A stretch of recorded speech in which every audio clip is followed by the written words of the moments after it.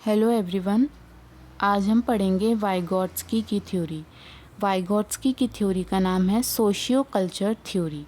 Socio culture theory देखते हैं ये क्या है। इसमें तीन चीज़ें हैं, SCL। S is for society, C for culture and L for language. देखते हैं ये थ्योरी क्या कहती है। This theory states that the child learns by interacting with his society and culture. इस थ्योरी में कहा गया है कि जो एक चाइल्ड है वो लर्न करता है अपनी सोसाइटी और कल्चर से इंटरेक्ट करके। मतलब एक बच्चा, छोटा बच्चा कैसे सीखता है? अपनी सोसाइटी से और अपने कल्चर के थ्रू। इसमें वाइगॉट्स्की की थ्योरी में एक टर्म है ZPD। ZPD मतलब zone of proximal development.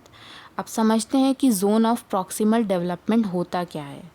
Suppose कि यहाँ पर जैसे कि मैंने एक डायग्राम बनाया है जिसको आप लोग समझ पाएंगे। सपोज़ आपके मार्क्स 80 से 82 के बीच आए हैं और आपके मार्क्स 80 से 82 के बीच आए हैं और आप ला सकते थे 130 प्लस मार्क्स, लेकिन आप ला नहीं पाए। तो इन 80 और 130 के बीच में एक गैप आ गया है ना। तो इस गैप को हम क्या बोलते हैं? ZPD, zone of proximal development. The difference between the level of actual development and the level of potential development is called the zone of proximal development. जो मार्क्स आपने अचीव किए वो और जो आप अचीव कर सकते थे वो मार्क्स, उन दोनों के बीच का जो गैप है उसको हम ZPD बोलते हैं, जोन ऑफ प्रॉक्सिमल डेवलपमेंट। ये वाइगॉट्स्की की थ्योरी में बताया गया। उन्होंने वाइगॉट्स्की ने एक और टर्म बताई, स्कैफोल्डिंग। स्कैफोल्डिंग क्या होता है? जैसे कि आपके 80 to 80 मार्क्स आए और आप ला सकते थे 130 मार्क्स, तो अगर आपको स्कैफोल्डिंग मिल जाती, मतलब टेम्परेरी सपोर्ट मिल जाता, तो आप वो मार्क्स स्कोर कर सकते थे जो आपका पोटेंशियल था। तो टेम्परेरी सपोर्ट को हम क्या बोलते हैं यहाँ पर? स्कैफोल्डिंग।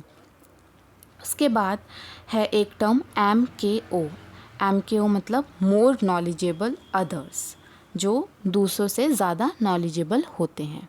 ठीक है, अब हम देखेंगे कि वाइगॉट्स्की की थ्योरी तो हमें समझ में आ गई कि ये थ्योरी सोशियो कल्चर थ्योरी थी। अब कुछ जो थॉट्स थे जीन पियाजे के वो देखते हैं। जीन पियाजे ने कहा कि जो एक बच्चा होता है वो पहले सोचता है और फिर बोलता है। मतलब पहले हमें सोचना चाहिए और फिर बोलना चाहिए। ये जीन पियाजे का कहना था। अब इसी बात को वाइगॉट्स्की ने कहा। वाइगॉट्स्की ने ये कहा कि जो भी आपके विचार हैं वो हमें बता देने चाहिए, हमें सोचना नहीं चाहिए किसी भी बात को लेकर। मतलब कि language and thoughts goes parallel, a time will come when both meets, this is early childhood stage. Vygotsky का ये कहना था कि जो हमारे थॉट्स और हमारी लैंग्वेज होती हैं वो एक टाइम पे पैरेलल हो जाती हैं, मतलब एक टाइम पर आकर मिल जाती हैं। और वो कौन सा टाइम होता है? वो होता है अर्ली चाइल्डहुड स्टेज का टाइम। अर्ली चाइल्डहुड स्टेज कौन सी होती है? जो 2 से 6 ईयर्स की होती है, जिसे हम टॉय एज भी कहते हैं। अब इस एज में और क्या क्या होता है? ठीक है, इस एज में ये होता है कि एक बच्चा जो है वो अपनी बात को बोल देता है, वो सोचता नहीं है ना समझता है, बस अपनी बात को बता देता है। अब हम देखेंगे 3 टाइप ऑफ स्पीच। एक होती है प्राइवेट स्पीच, इनर स्पीच जिसे हम कहते हैं प्राइवेट स्पीच को, जैसे खुद से बात करना। इस स्टेज में बच्चा खुद से बात करता है, अपने आप को खुद डायरेक्शन देता है। ये स्टेज होती है 2 से 7 ईयर्स में। खुद से डायरेक्शन देना मतलब अगर बच्चा कुछ काम कर रहा है तो वो खुद से बातें करेगा और खुद से ही काम करेगा। फॉर एग्ज़ाम्पल आपने देखा होगा कि कुछ बच्चे टॉय से खेलते वक्त खुद से बातें करने लगते हैं, तो ये स्टेज होती है टॉय एज। ठीक है, उसके बाद बात करते हैं हम सोशल स्पीच की। सोशल स्पीच क्या होता है? बच्चों का सेंसरी ऑर्गन्स के थ्रू बात करना, यह है सोशल स्पीच।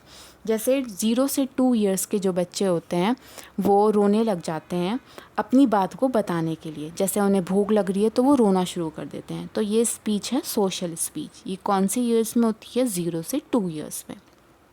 उसके बाद लास्ट हमारी है इनर और साइलेंट स्पीच। ये क्या है? मन ही मन में बातें करना और किसी को नहीं बताना। इस स्टेज में बच्चा क्या करता है? खुद अपनी बात अपने मन में रखता है और किसी को अपनी बात नहीं बताता। ये स्टेज जो है वो 7 ईयर्स से अबव में होती है। 7 ईयर्स का बच्चा जब हो जाता है उसके बाद ये शुरू होती है। ठीक है, दैट्स ऑल अबाउट वाइगॉट्स्की की थ्योरी, जो कि है socio culture theory. I hope so आप सबको ये समझ आई होगी। Please comment down your views and जो भी आपको समझ में आया प्लीज़ लेट मी नो।